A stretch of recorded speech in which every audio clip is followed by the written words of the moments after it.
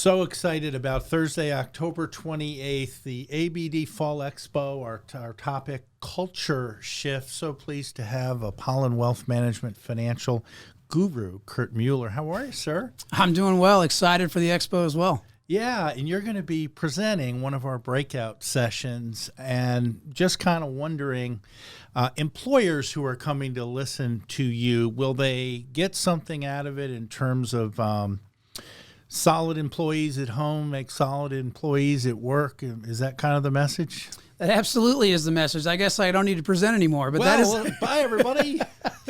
But you're dead on the money there. The whole idea is to make sure that employers understand the connection between a sound financial plan at home and what that does from an employee status. I think it's, we could look at a lot of different studies, but common sense would tell you that if an employee's financial world is healthy, they are likely going to be a better employee. That's one less stress on their plate. So I think that's the approach that I'm going to be taking during the expo, and really just encouraging those employers out there to take proactive steps to make sure that their employees' financial health is the best it can be.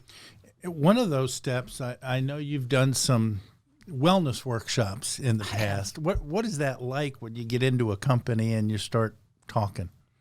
It's interesting. It's something I really enjoy because I love, educating and presenting and speaking in front of groups. But it goes back to just the fundamentals. It goes back to the basics of taking ownership of your financial world, to having that awareness of what's going on in your financial world, and making sure that everything you are doing, financially speaking, is in alignment with what you want to accomplish in life, whether it be personal goals, professional goals, financial goals. It's really important that those are connected. Otherwise, it can be a bit difficult to accomplish those goals if you don't really have a clear vision or a clear path.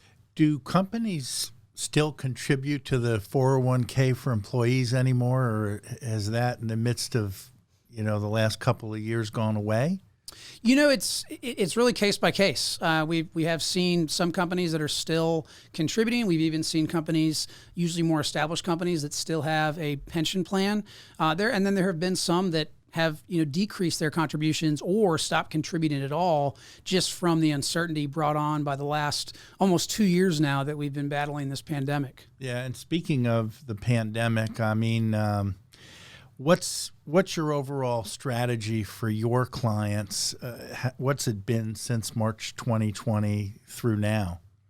I would say it comes down to two words, and that is ownership and awareness. So there's a theme there. I've mentioned that several times, but the reason I say that is because clients have to understand that not only do they need to be aware, but they need to take ownership as well. And it's my job to help guide them through that process and navigate those choppy waters that we have seen, right? We've seen a lot of market volatility. So I think it goes back to fundamentals, keeping it simple, just simply taking ownership of what's going on within your financial plan, but also having that awareness of what's going on around you, being in tune with current events, what the Fed is doing, what's going on with the economy, those types of things. I think it's important to have some knowledge base there. Well, we're chatting with Kurt Mueller from Apollon Wealth Management, and you can find him on Instagram. And in a moment, we'll look into Kurt's crystal ball. But before we do so, I want to thank the folks here at Augusta Podcasts. I know you do some podcasts yourself, which I've caught on social media and LinkedIn. What do you think of the digs here? And I know you've known them for a while. I have indeed. I would even say that they inspired me to create my own podcast. So, but the facilities here are phenomenal. I'm actually a bit envious of the state of the art equipment they have in here, and I can't say enough good things about it. It's a pretty impressive space. Oh, that's great. And they're at AugustaPodcast.com, and we thank them for providing this for a lot of the people associated with Augusta Business Daily. Well, we've got a new president, and there's all sorts of talks about what may occur in 2022. I happen to see a little bit of Joe Biden's proposal going into the new year. There's a chance tax laws could change. How do you interact with your clients about what might or might not happen? So I think it's important to first remember the perspective that we're looking at here. And for the most part, what I try to educate on is the perspective from a market standpoint. In other words, what the market is expecting to happen when it comes to fiscal policy or Fed policy. And if we look out to your point about 2022 and what might happen, we already know that the Fed has come out and said that they are planning on a rate hike in 2022 and then 2 rate hikes in 2023. Those that have been longtime investors know that the Fed is known for being what is called a bull market killer. Mm-hmm. And then the way that they do that is hike rates because they want to slow down economic expansion. I think the Fed right now is in a very precarious position because inflation is very clear at this point that inflation is not transitory as the Fed had thought. And the only way that the Fed can combat that, if in fact they do realize that they have made a policy mistake, the only way they can combat that is by hiking rates and by aggressively tapering their quantitative easing program. And I bring that up because the market's very, very focused on those two things. Mm-hmm. And the reason is because if we think about the current QE program, quantitative easing, that is to the tune of about $120 billion a month, meaning the Fed is effectively pumping in $120 billion a month into the money supply. We all know that that is not sustainable forever. Mm-hmm. It just doesn't work that way. And so the market expects the Fed to start tapering that, reducing what they are doing. However, the market's expectation is the Fed is going to taper to the tune of about $15 billion a month. So if you think about that, that would mean if they start that in December or January of 2022, that would mean that the tapering program would effectively last pretty much all of 2022, which is music to the ears of the market. However, if inflation continues to be the thorn in the side and continues to accelerate, then the Fed is going to be forced to, in my opinion, to taper aggressively to the tune of 20 to 30 billion a month, which means that QE program in its current state would end in the spring of 2022. And typically from a rate hike standpoint, a rate hike typically occurs 1 to 2 months after that QE program is done. Why is that important? It's important because at the moment, the market is not expecting the Fed to raise rates until the end of 2022. So that is going to, it has the potential to create a tremendous amount of volatility in the markets if all of a sudden the Fed is hiking rates 6 months earlier than expected. And so there's a lot of forces at play here in combination with the current administration.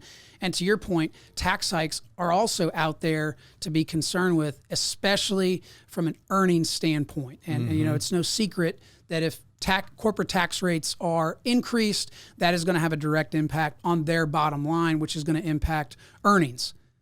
Luckily, and so far, what we've seen with the Q3 reporting to date, we've actually have seen very good earnings reports coming out of Wall Street and the large publicly traded companies. And so that's good news for right now. However, we still have a lot more companies to go. And there have been some concerns coming into this earnings season that we would see some warning signs with earnings. We would see some margin compression as well. So those are the 3 big factors that I think are very important to pay attention to. It doesn't necessarily give us the ability to predict anything. Of course, if I could do that, I would be very successful if I can predict. He is successful. I can, sure. But what it does do is this gives us a little bit of insight into what the Fed might do. And that's very correlated to market sentiment and investor sentiment. And Kurt monitors this all the time. He's got a monthly newsletter, e-newsletter. Big thing to watch, of course, is the housing market, jobs as it relates to the companies and potential tax hikes and so forth. And again, Kurt Mueller, you can find him on Instagram. He's one of the speakers coming up on Thursday, October 28th, ABD Fall Expo Culture Shift, and it's abdexpo.com, abdexpo.com. You can see when Kurt will be speaking. And once again, before we scoot, what type of financial wellness will you do for the employees there, you think? So most importantly, the one message I want to get across is be proactive. And I'm talking about on both sides. So I think it's important that employers are proactive in helping their employees become as financially fit as they can be, but it's also on the employees as well to be proactive, right? And I think most times people are more confident to be proactive and to take the necessary steps they know they need to take if they truly understand and they feel like they're educated on those various topics, because as you know, financial planning encompasses a lot, and it can be mentally and emotionally a very overwhelming feeling to start down that path, which is in some ways why some people avoid it because it can be so mentally overwhelming. Absolutely. Well, he doesn't look like your typical financial advisor. That's because he's really looking at things from all angles. Always appreciate speaking with you. Thank you, and so looking forward to the expo. Absolutely. Thank you as well. Looking forward to it. Yes, sir.